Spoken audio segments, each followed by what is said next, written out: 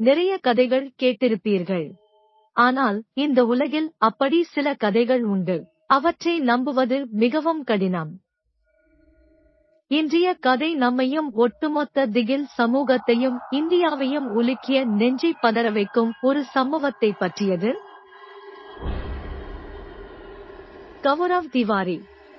அவர் இந்தியாவின் மிகவும் பிரபலமான மற்றும் மரியாதைக்குரிய அமானுஷ்ய புலனாய்வாளராக வாழ்நாள் முழுவதையும் வாழ்ந்தவர்கள்.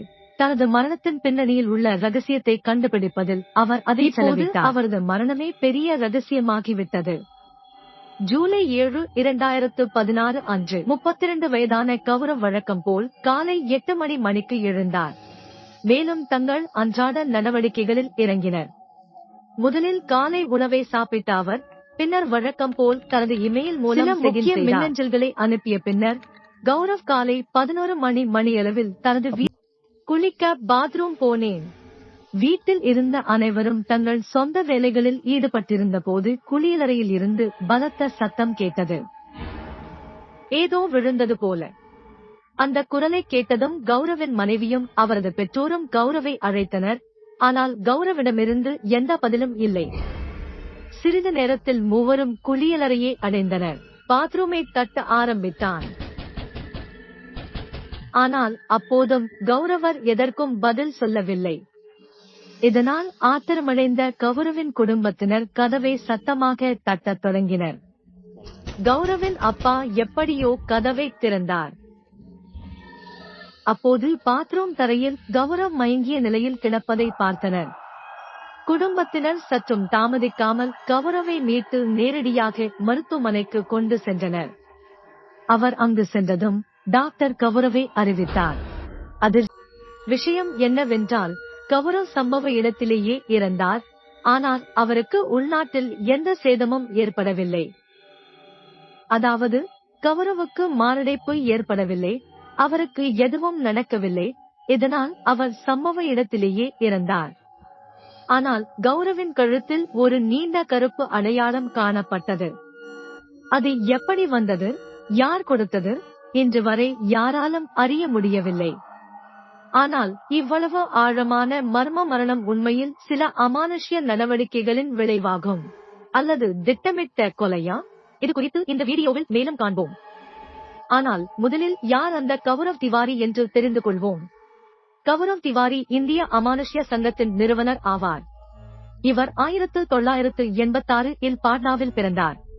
தனது 21வது வயதில் உயர்கல்விக்காக அமெரிக்கா சென்றார். அந்த விமான போக்குவரத்து துறை, அதாவது விமானத்தை படிக்க அவர் அமெரிக்கா சென்றார்.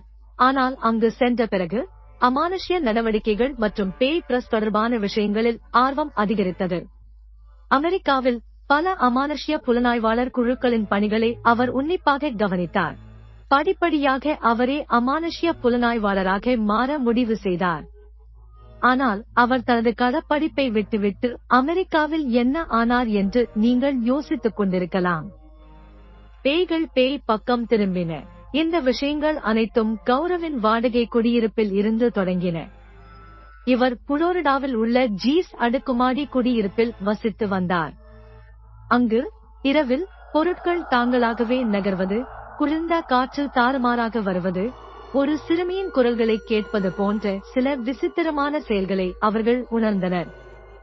சுற்றி இருந்தவர்களிடம் விசாரித்த போது அனைவரும் இதை நம்பியது தெரிய வந்தது. ஒரு சிறுமியின் ஆன்மா ஏன் அபார்ட்மெண்டில் வசிக்கிறது? ஐயா, கௌரவ் தானே கணக்கு போடத் தொடங்கினார். இதை தேடிய போது கட்டே கௌரவ் அமானுஷ்ய நிபுணருடன் தொடர்பு கொண்டார். அங்கிருந்து அவர் இந்த துறையில் ஆர்வம் காட்டத் தொடங்கினார். இந்த வேலையை ஒரு தொழிலாக மாற்றுவதன் மூலம் தன்னால் நிறைய பணம் சம்பாதிக்க முடியாது என்று அவருக்கு தெரியும். ஆனால் இப்போது அவர் மிகவும் அதிகரித்திருக்கிறார். அவர் இந்த துறையை தேர்ந்தெடுத்து அமானுஷ்ய செயல்பாடு தொடர்பான பல்வேறு வழக்குகளை தீர்ப்பதன் மூலம் மக்களுக்கு உதவத் தொடங்கினார். கௌரவ் தனது தொழில் வாழ்க்கை முழுவதும் பேய் பிடித்த வீடுகள் என்று அழைக்கப்படும் 6000-க்கும் மேற்பட்ட வீடுகள் ஆய்வு செய்யப்பட்டன. இது மட்டுமல்லாமல் இந்தியாவின் மிகவும் பிரபலமான தேடப்படும் இடங்களான பங்கர், கோட்டை, குல்தாரா கிராமம், முகேஷ் மில்ஸ் மற்றும் பல இடங்களில் கௌரவ் சென்று தனது விசாரணையை மேற்கொண்டார். கௌரவ் இந்திய அமானுஷ்ய சொசைட்டியை நிறுவிய போது அவரது மிகப்பெரிய நோக்கம் இந்தியாவில் ஒரு ஹெல்ப்லைனை அமைப்பதாகும். இது அமானுஷ்ய நடவடிக்கைகளை அனுபவிக்கும் மக்களுக்கு மட்டுமே உதவும். கௌரவின் ஒவ்வொரு விசாரணையும் சைனஸை அடிப்படையாக கொண்டது. அவர்கள் எதை கண்டுபிடித்தாலும் அதன் பின்னால் உள்ள அறிவியல் காரணம் நிச்சயமாக சுழலும். அவரது பதிவை படிக்க முடியும். அடித்தளத்தை வைத்து அவர்கள் ஒரு முடிவுக்கு வருவார்கள்.